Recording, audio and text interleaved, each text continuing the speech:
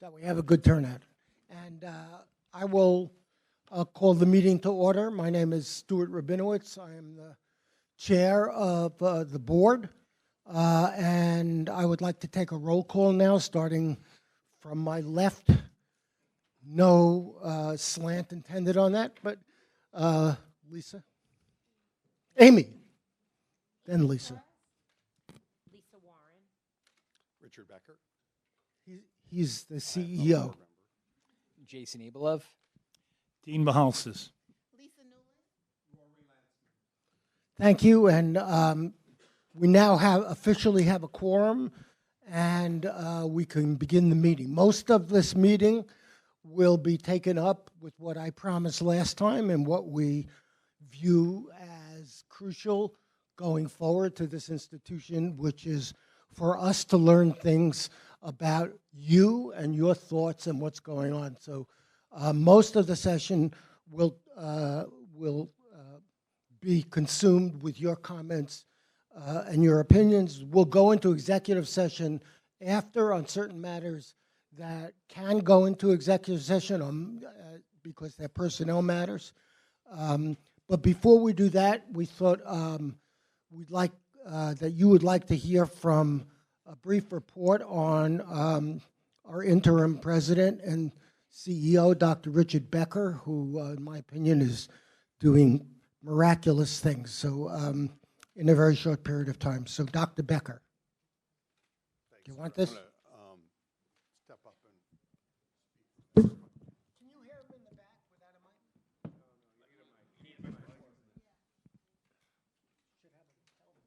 I know.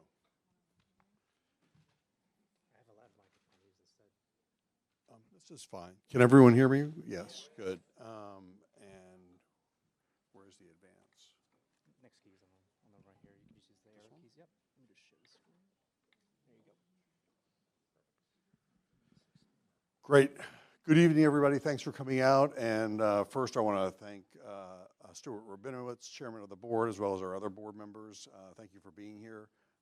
It's wonderful. And look, I think the first words, I've been here 3 weeks and a day or so, something like that, but who's counting? I'm getting microphone direction. So, and I have to say, you know, my one word to describe things are exciting. It's an exciting time here, and I've been at a lot of distressed hospitals and medical centers, seen all sorts of things, and there's a lot to work with here, and it's a good place to be. We're going to talk a little bit about it. I feel as though my time here needs to really be about focusing on a few simple things that are hard to achieve, which is creating the best access for patients, creating the best experience for patients, for providers, and for staff, and ultimately creating best outcomes. That's what we all want, and that's why we're here. So that's what we intend to do. I'm going to take a little bit of time today, hopefully not too much, just to walk through quickly what we're seeing, what we found. Again, there's a lot to dig into. I think future meetings will have hopefully more detail. Again, 3 weeks and a day, so we're working on learning as much as we can, moving through the hospital, meeting a lot of people, and just want to kind of give you a sense of what we're seeing and how we're kind of moving forward. So our objectives, largely said, are to provide transparency on the pathway here to stabilization and sustainability. We want to create something that meets the community's needs in a better way than the hospital and health system may be doing now, and figure out what that means and how that can be sustained over time. We want to share the initial assessment of the current state following the recent leadership transitions and operational shifts, and we want to highlight some recent progress and define some near-term priorities. This thing is very sensitive, so sorry if I'm in and out here. A lot of this you all know, and I'm not going to belabor the history, but it is quite a glorious and impressive history since 1935, as Meadowbrook Hospital, just across the way, was created and has really provided care for a long time to people who need it the most. That's very near and dear to my heart. It's one of the things, or perhaps the thing, that motivates me and motivates me most about being a physician and being a physician leader. I think the vision here, to your right, providing equitable service and quality health care for all, mirrors exactly what I said, and is what, you know, I see almost to a person people really working hard at here. And that's exciting, and it kind of makes me feel good to be here. The values are spot on. We intend to drill down on those and focus on those and really make sure that at every level they're understood and that they're taken seriously, and that we work every day to achieve each one of those values to accomplish the outcomes I mentioned. I'm not going to go through the profile. I think most people are aware, and you can scroll back on that.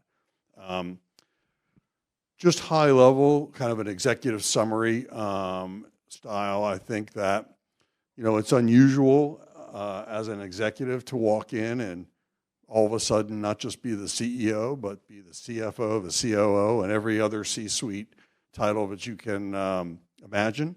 Unusual to have everyone leave all at once. That said, we are where we are, and so we've jumped right in.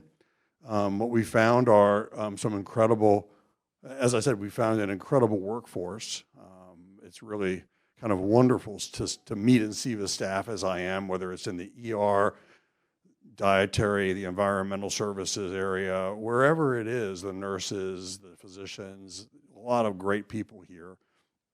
That said, a lot of operational gaps, a lot of underdeveloped administrative infrastructure, and no secret, the place is in a precarious financial position. That's what we're here to address. Over the past 5 years, this medical center has experienced losses in excess of $560 million. Cash reserves have declined substantially. We are in active analysis to really understand those details and figure out, you know, what we can do collectively to help move this in the right direction and stabilize the clinical, financial, and operational position of the medical center. I'm very encouraged by what I'm seeing, and I'm very encouraged by how everyone is really motivated to help with this. Not had any friction from folks who are here. Quite the opposite. People stepping up beyond what their comfort level is and saying, let me help. Thank you. Glad you're here. Let's work together to make this better.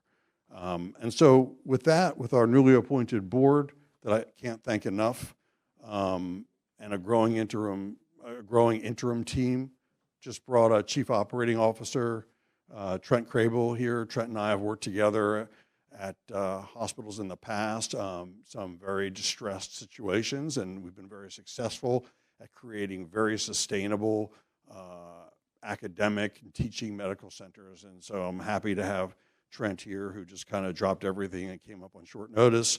We'll talk more a little bit about that. And we're going to, you know, chart a new pathway forward that really works for this community and for this medical center. That's what we're all about. We're doing what's called a SWOT analysis for those of you who are not used to what that means. It's strengths, weaknesses, opportunities, and threats. I'm not going to go through each one of these, but I'll kind of describe in general the directions that we're headed. Strengths, I mentioned a lot of them. I think that the great news is the real strength is the staff and the commitment to the community and delivering good care and doing their jobs really well. And like, if I had to pick one thing that I'd want when I came in, that's exactly what I'd want. And it's here, and I see it every day, and it's wonderful. We're recruiting a very high-level experienced team, folks in many cases that I've worked in with the past or who come highly recommended to me, and we're trying to get people in here as fast as possible to really stabilize the place and really bring people that can make a difference in a short time, make a difference in operations, make a difference on the clinical side, make a difference on the financial side. And we want to hit the ground running with that, integrating them into the amazing people who are already here. I think that to a person that I've met, the frontline staff is very eager for change and for stability. It's fascinating to me because I walk around with this little name tag that says Chief Executive Officer. And usually when you have one of these, people kind of do this if they're on the elevator with you, but not here. You know, people say, you're the new guy. In fact, the security guard played a little trick on me. When I first showed up on my first day, he looked at me and he said, oh, I know who you are. You're that guy from Amazon. And I get this all the time. And he just laughed. I said, yeah. He goes, you're Dr. Becker. Welcome. And we're waiting for you. And it was just like front line, first day. That person knew who I was, and it was not unique. Everywhere I go, it's like, oh, you're the new guy. I'm like, yes, thank you. So it's a really warm welcome that I've embraced and just love. We've had great partners in Manat and Deloitte. We need great partners when everyone leaves at the management level. You need a management team to step in. They're here working hard, helping us. We know how to work, and I and the people I work with know how to work well with outside firms to really focus the work in a way that's impactful and makes a difference, and that's exactly what we're doing. The opportunities are just too long to list here. They're just too long to list, but it's all good news. There is so much we can do in the clinical, financial, and operational realm, and we're going to do it. There's short-term fixes, there's funding opportunities, there's efficiency, and I don't mean people losing their jobs when I say efficiency. I mean people working better and in a more satisfying way to get the objectives done the way they need to be done. So I want to be very clear about that. We're here to make this place better. We're coordinating with our outside partners. We're coordinating internally all this work. It's a lot to do, but I'm very encouraged that it's moving forward. There's a lot of weakness. That's okay. That's not pointing a finger at anyone who's here. We need to address staff shortages and turnover, but understand why there's staff shortages and turnover, and address kind of the root problems around that. We need better processes. We need better data. We need to optimize different parts of the organization that may not be working as well as they need to be. We need a capital planning process. I just got a whole long list of capital with big numbers behind it, but the state supports us and is very interested in helping us as long as we have a plan that makes sense and will help sustain this organization. We're interested and obviously going to give them that. And again, like there's a lot of weakness. I don't want to focus on the weakness. We're here to kind of identify it and then make it better, and that's exactly what we're doing. Same with the threats, right? Like, you don't need me to tell you that, it's been a chaotic and very upsetting period of time recently for a lot of reasons. There are all sorts of risks. There are contracts that are old or expired. There's limited cash. It's a very challenging payer mix.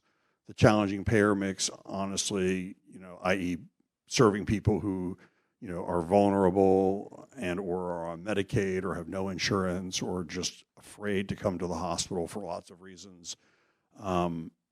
We want to make this a safe place and a place that embraces them and where they and their families can get care. And that's our goal, but we need to figure out a better way to do that than has happened to date.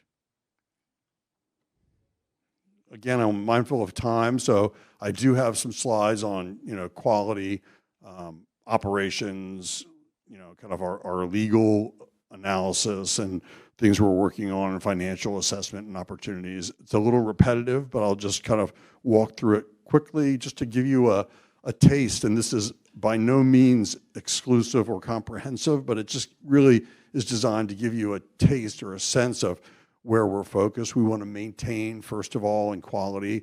We want to maintain the good quality of care that exists. There are many, many great areas of care, and hats off to our providers and everyone who supports them. A lot of great care that happens here. It's accredited. We want to maintain those accreditations. We've submitted, corrective plans, and those plans have been accepted, and we're in frequent communication with the DOH. We've got a great relationship with the DOH and are very proactively working with them and the state on various issues. We're in touch with the entire management staff every day, and Katie just deserves a shout out for helping me organize that.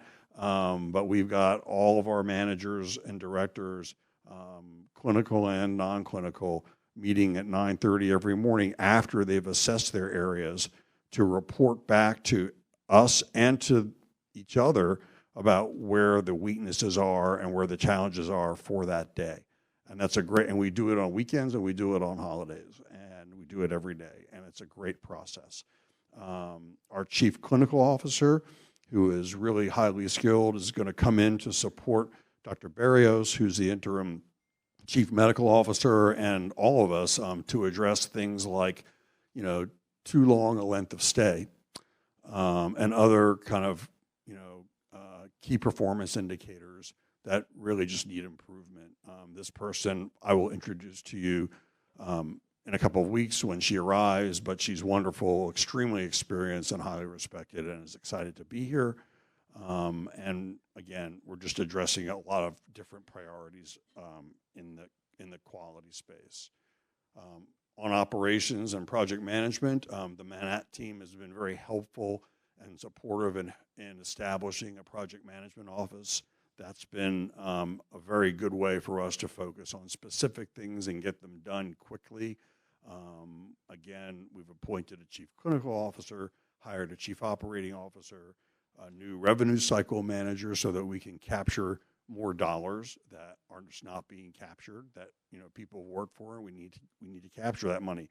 We're hiring and are in discussions and hope to have these folks here: a new chief financial officer, a chief nursing officer, a chief information or informatics officer, chief human resource officer, and someone who can help us negotiate managed care contracts. A lot of those are coming up for renewal very soon, and we want someone who knows those contracts and how to negotiate those extremely well. Some of this I mentioned. We're going to emphasize communications. We're having town hall meetings, I think, starting at the end of the month. I'm looking forward to those. We'll have those kind of round the clock for a few days. I'll be sending out a communication to the entire hospital, just kind of a welcome and thank you for the warm welcome. And we'll have regular updates to folks in lots of different settings to really further develop our plan of action. And our goal is to frequently and regularly communicate that plan of action to everyone who works here, and everyone who's interested. Lots of legal progress. I'm not going to walk through a lot of these issues, but there are some legal issues that we inherited when we walked in. We're trying to work through those. Again, Manat has been, our legal partners have been very helpful with that. We're reviewing medical malpractice cases that are out there and are important. We have a captive insurance company, which is very common for hospitals, which is a way that we accrue dollars to provide settlement monies when it's necessary, and also to support legal defense of cases that come when it's necessary. And then we are looking at this DISH, or disproportionate share hospital lawsuit, that was filed, and are looking and seeing how we evaluate the merits of that and how to proceed or not with that. Some progress. We have identified $50 million in the capital budget appropriations for the state that authorize this legislation. And that's going to be very helpful. We'll have to prioritize how that capital goes. I can tell you there's way more than $50 million worth of needs here, but $50 million is a good start and will help us address a lot of different items. We've identified about $20 million in state DSH payments, disproportionate share hospital payments, that safety net hospitals such as ours get on an annual basis and semi-annual basis. We'll provide the right attestation and expect that money to come soon, and that will help our cash position. We've submitted or will submit shortly the New York State cost report, and we're just developing a much deeper understanding of how NUMIC got to the financial position that it's in, understanding where those drivers are and figuring out a plan to mitigate those drivers. There was a group in here called the Marwood Group sometime back that identified about $14 million of cost. About $4 to $6.5 of those million dollars of those costs can potentially be achieved this calendar year, and we're focused on identifying those and executing on those. And I'm almost done, so thank you for your patience. Again, I mentioned that we have some great operational and financial support with Manat and through them Deloitte. I've worked with both teams before, and they're providing us with excellent service. But our goal is to wind them down by the end of a year as different interim positions are filled, and as they can get up to speed, we will need to rely much less on external support, and that's the goal. But that said, walking into a completely empty C-suite, got to have a partner to start doing the work right away, and so they've been terrific, and just want to thank them. So that's really it. That's what we're doing. We're off to a running start. We're excited to be here. I am still smiling. That security guard, when I walk in every day, kind of points that out to me. You're still smiling, and that's great, and I am. I'm enjoying it. There's nothing better than preserving a mission like the mission of this hospital. It's so important what people do here. A lot of people who really care, and I love working with you and with them on that to provide services that are really needed. And I think our goal is to figure out, what's a sustainable model. NUMIC was built with a certain vision, this hospital, this building, I guess, 50 years ago or more. And that vision may have been perfect for the community at that time. It seems to me, as just a new guy, that a lot's changed in the community, but NUMIC didn't really change with the community in the way that it might have to become a more sustainable entity and best meet the needs of its community. And so what we want to do is help to create that optimal medical center that really fits the needs of the community now. And I think we have a lot of partners, both inside, outside, at the state and elsewhere in the county who want to see that. We're excited to work with them and, hope to have everyone in the community involved. So with that, I just want to thank you, appreciate all the warm welcome, and we're here to get going. Turn it back over to you, Stuart.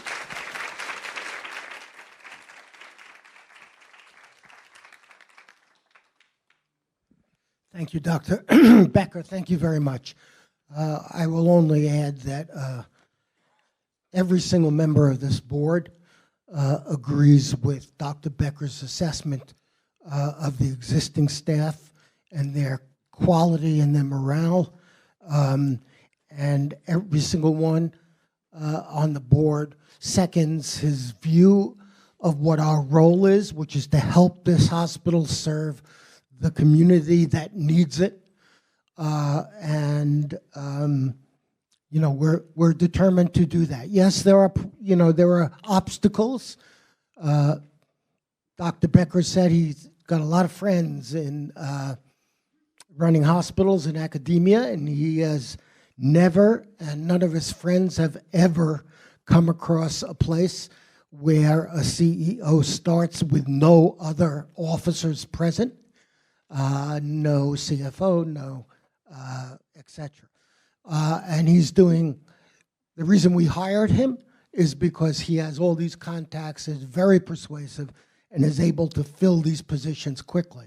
I would point out, unfortunately, Dr. Becker is only the interim CEO to keep us going, and all of his appointments are interim appointments, and they await a thorough search, which we'll talk about later, for a permanent CEO who, and she or he, will have their own say about the permanent appointments. But now I want to get to you.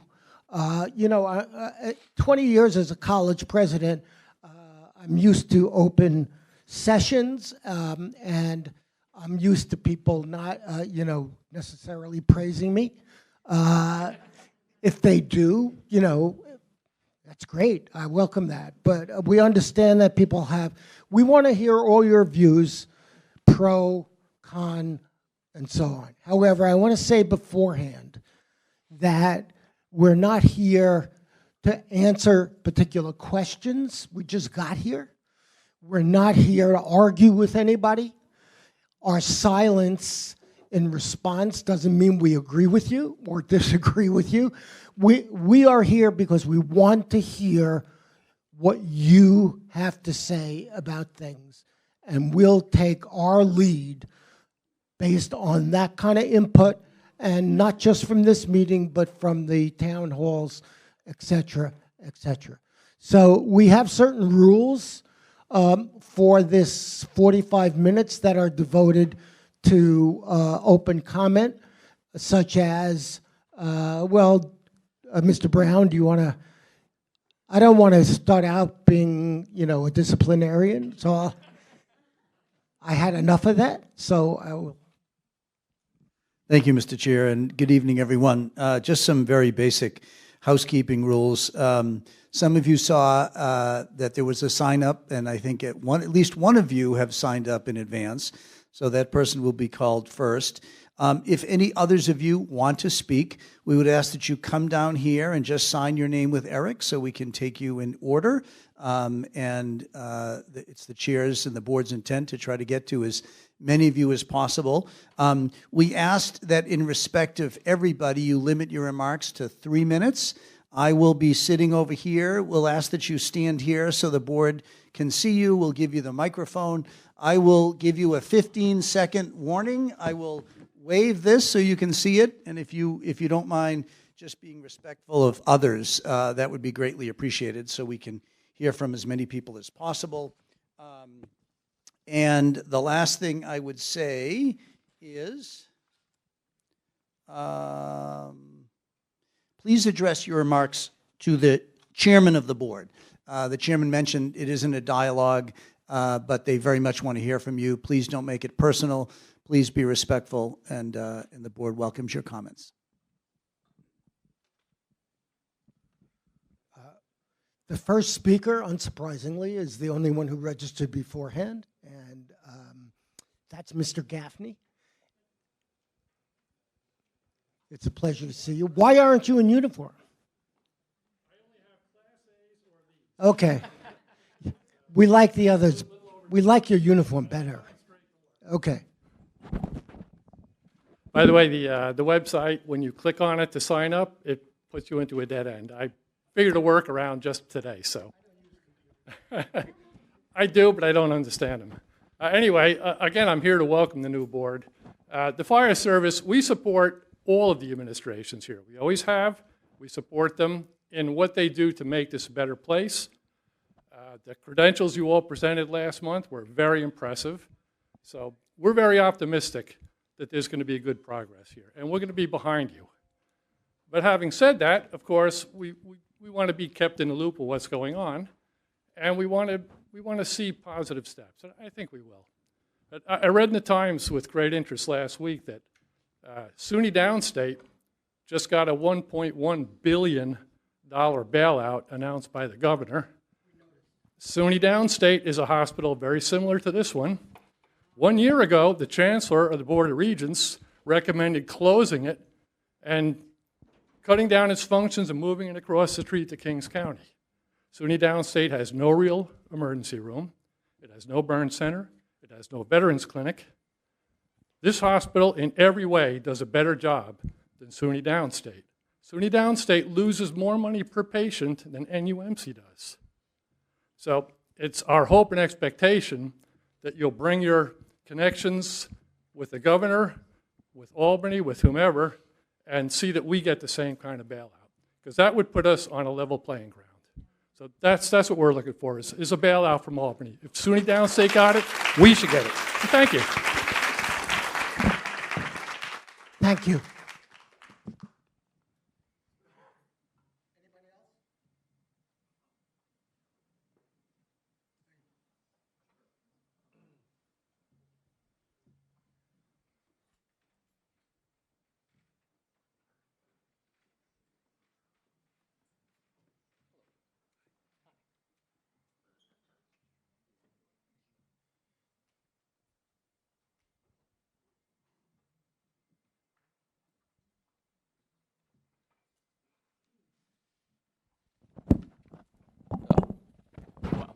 Good evening, everyone. Most of the employees I hope here know who I am. My name is Michael Tang. I'm the administrator of ambulatory, cardiology, and a bunch of other services here. I do want to comment that I think a lot of people here just want to hear a definitive answer for this. Is there a plan to close the hospital? I'm violating my own rule, but the answer is no. There is no plan to close it.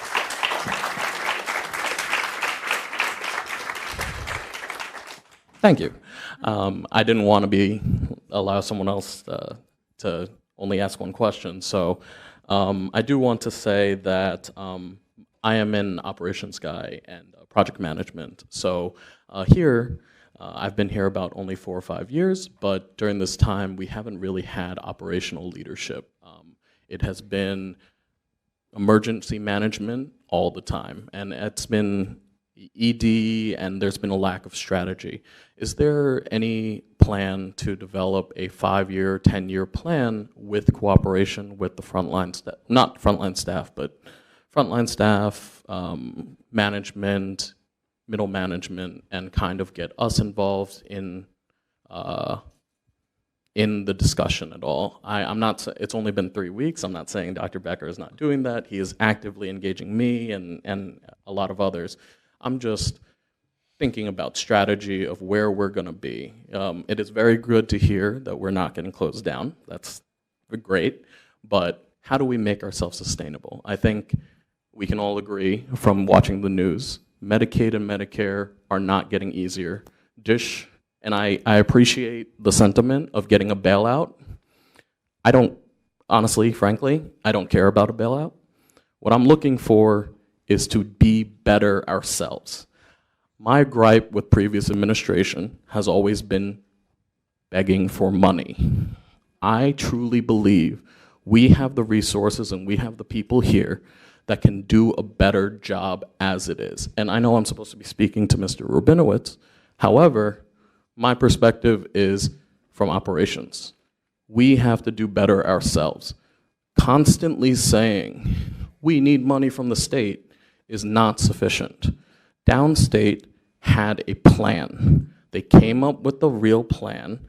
They facilitated it with the state and the federal government and the county. I would hope that you would be willing to involve all of us in a plan and to prioritize strategy, operations, and improvement overall. Thank you.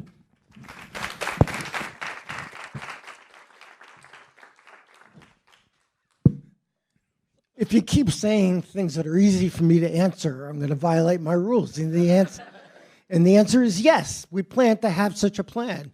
And I agree with virtually everything you said. I'm not talking anymore whether I agree or don't.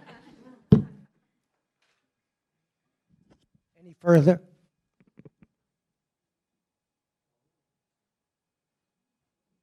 Okay. We have,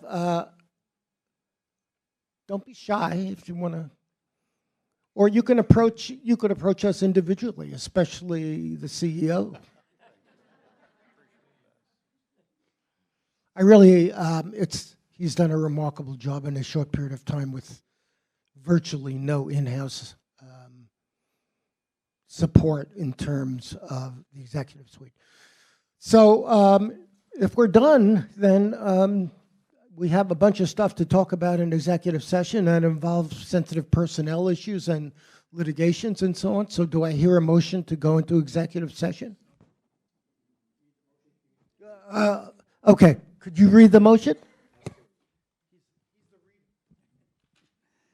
So the motion is resolved that pursuant to Section 105 of the Public Officers Law, the directors of the Nassau Healthcare Corporation shall convene in executive session for the purpose of considering matters leading to the appointment, employment, promotion, demotion, discipline, suspension, dismissal, or removal of a particular person and proposed pending or current litigation. Okay, since our lawyer can't make a motion, is somebody making that motion? Second? All in favor? Against? Unanimous? And we will be back for anybody who wants to stay. It might be a little bit of time because there's a lot of issues in executive session. And there'll be a number of announcements. I don't know how thrilling you'll find them. Some of them will be appointments and renewals of contracts and that kind of thing. But we will go into executive session. Thank you for coming, and we'll be back. Is anybody planning to come back? Good, okay. So we don't take the elevator for nothing. Yes?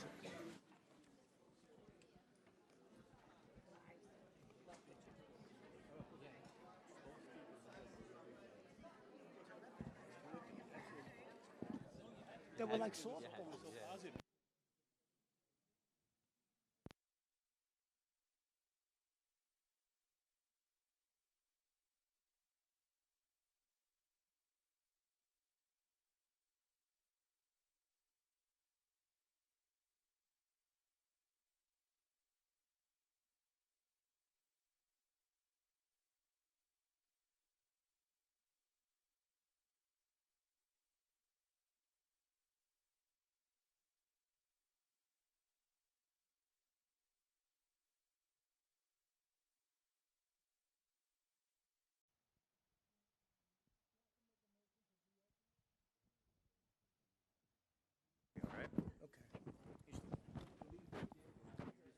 Where do I put it?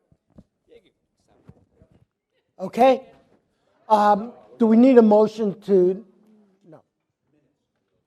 Oh, the minutes of the last board meeting were attached to the materials. Does anybody want to make a motion to approve? Does anybody have a motion to approve them? The minutes were attached to in the packet.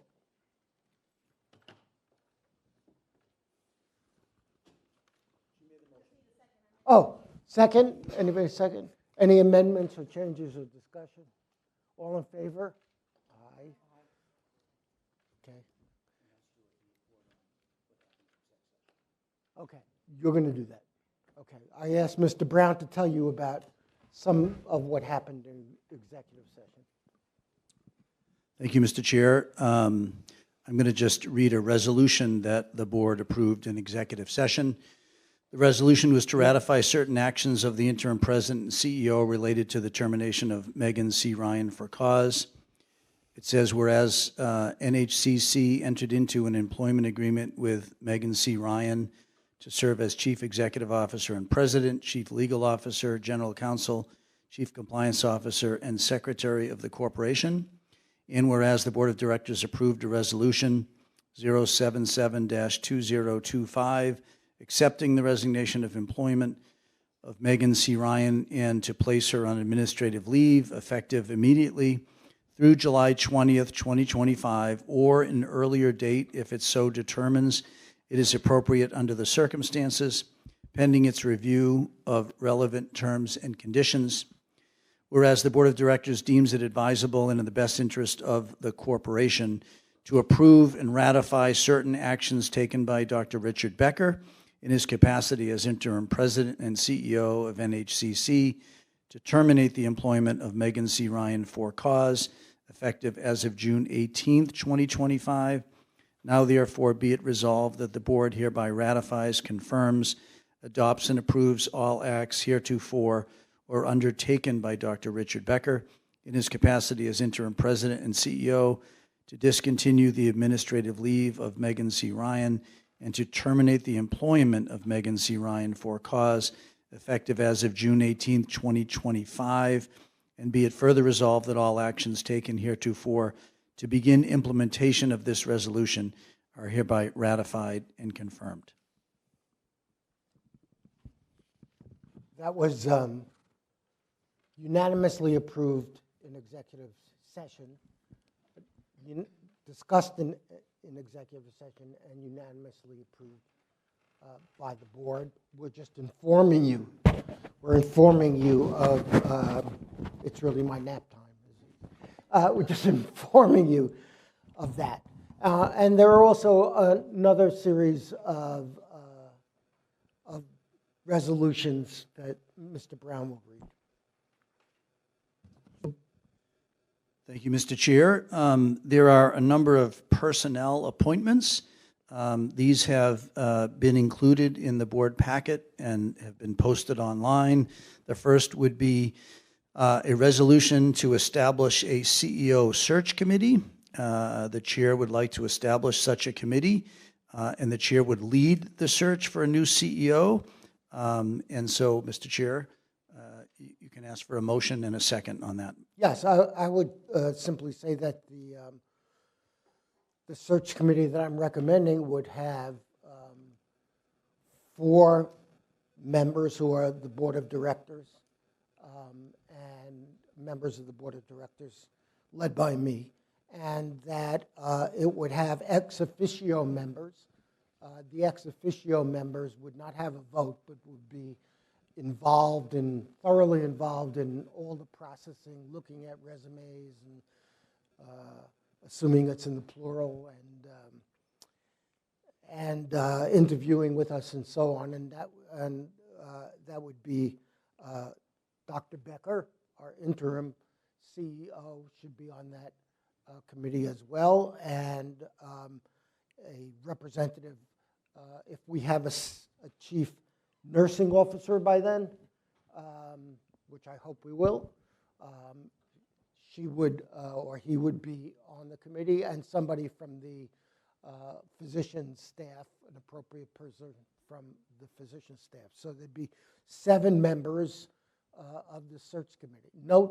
I note that the search committee is just advisory to the full board, and we would come back, obviously, before any appointment was made, to a full board meeting and publicly announce, of course, when we reach a conclusion on who should be our permanent CEO. I am told that, unfortunately, Dr. Becker will not be a candidate for it, but we're pretty confident that we'll get some really competent people who believe in this cause. I mean, that's why we're here. We believe in this cause and have the skill to run a hospital. So I'd like, anybody want to make that motion? Second? Any discussion? And I will name the members since that's a chair's responsibility. All in favor? Opposed? Abstentions? Unanimously passed. Thank you, Mr. Chair. The next personnel appointment is to approve Dr. Becker's contract. As the board knows, at the June 10th meeting, this board appointed Dr. Becker as interim CEO and president of the corporation.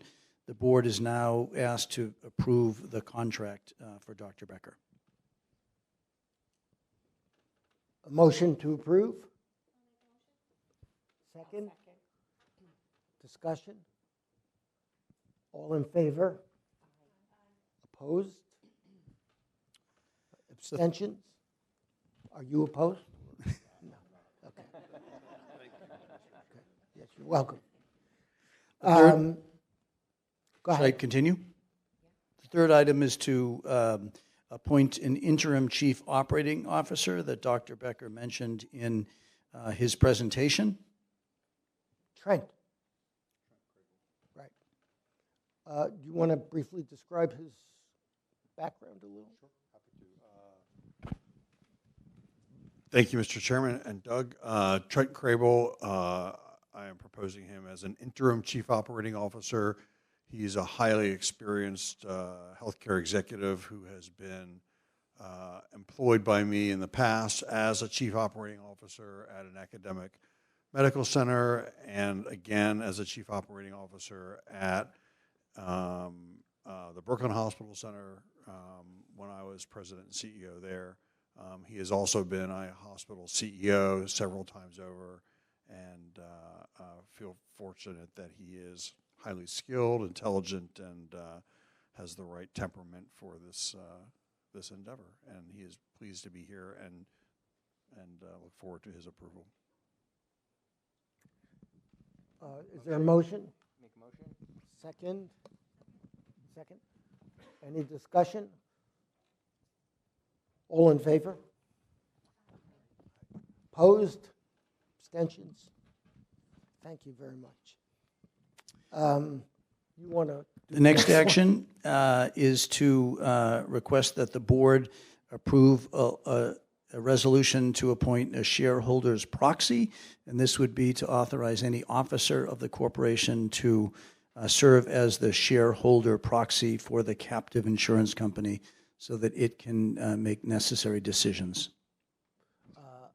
I'm seeing a lot of blank faces. Maybe you want to give a couple of minutes description of what a captive, it is our corporation. Sure. What our captive corporation does. The organization, like many, many healthcare organizations, has a captive insurance company, which is incorporated in the Cayman Islands, which has a specialty in healthcare organizations.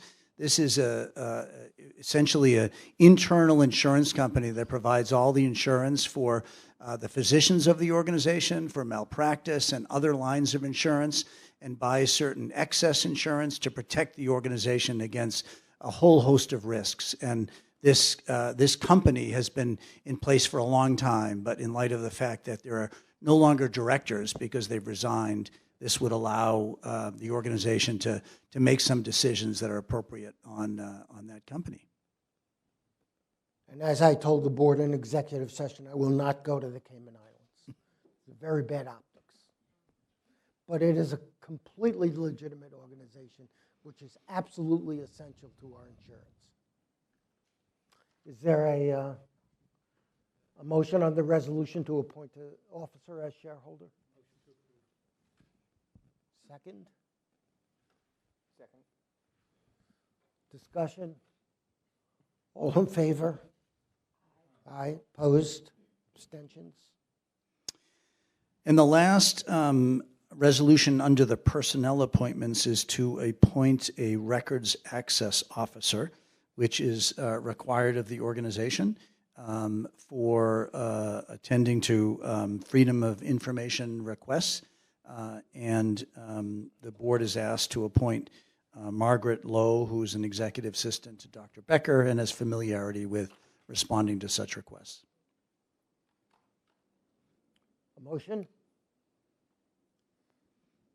I can move. I read Robert's Rules of Order. Second?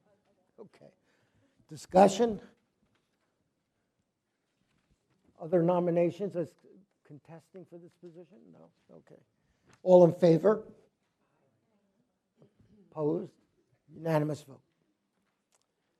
Go. Approval of Okay, contract. so the next series of items are related to approving of certain contracts, which the board is required to do The first one is an omnibus resolution, which the board has in its packet and has been posted online, that seeks approval of 19 specific contracts. All have to do with the urgent running of the hospital. About half of those are related to staffing at both the hospital and at the Hawley Extended Care Facility.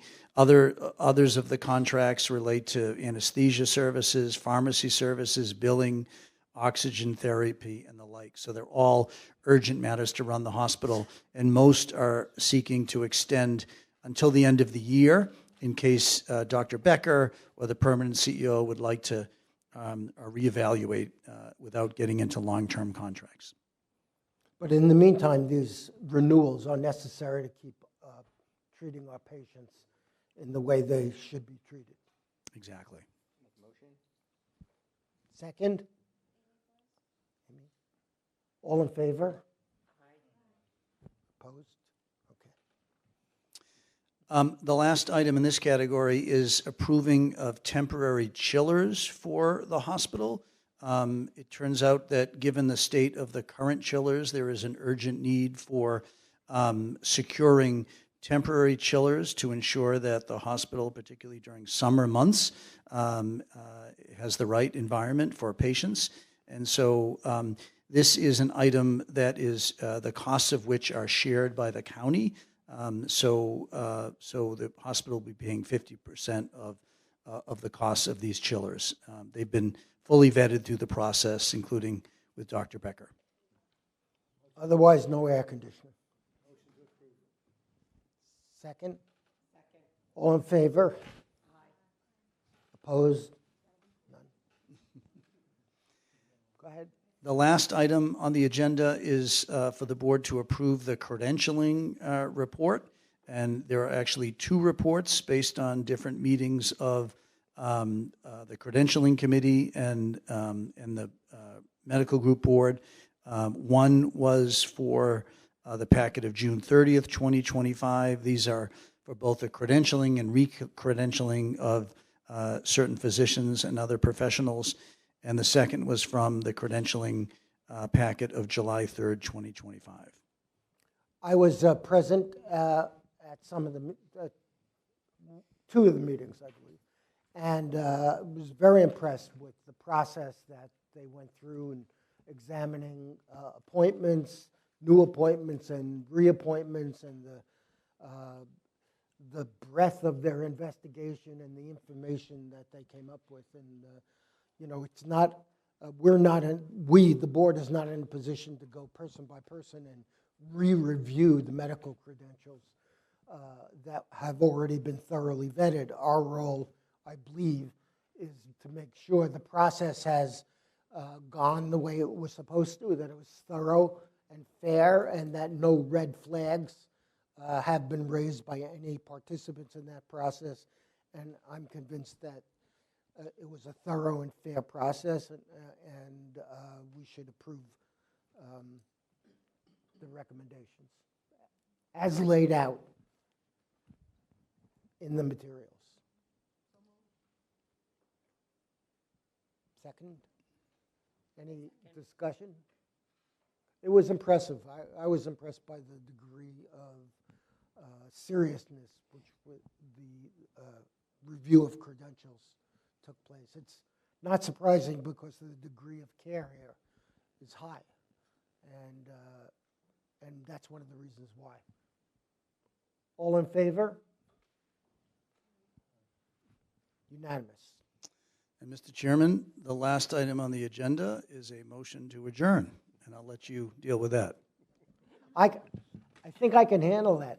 I just want to close by saying, you know, repeating what Dr. Becker said, it's just so impressive to be here and to see the commitment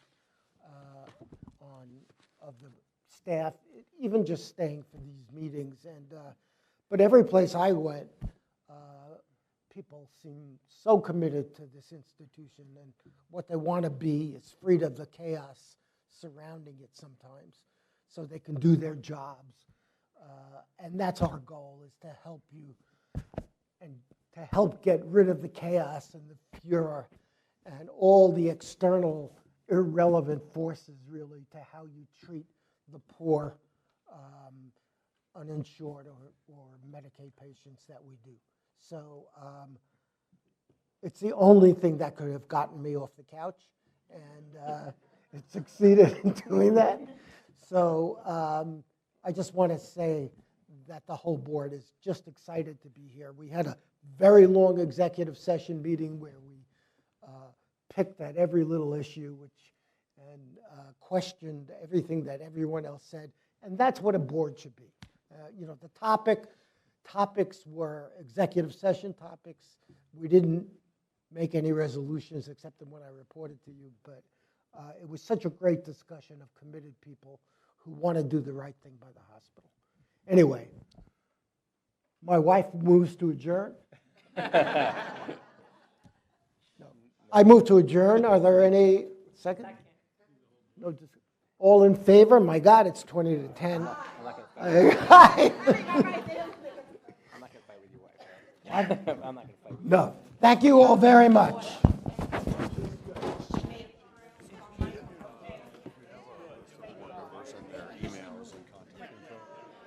I don't. Margaret does, though. I need. We should all want to share it with each other. Great idea.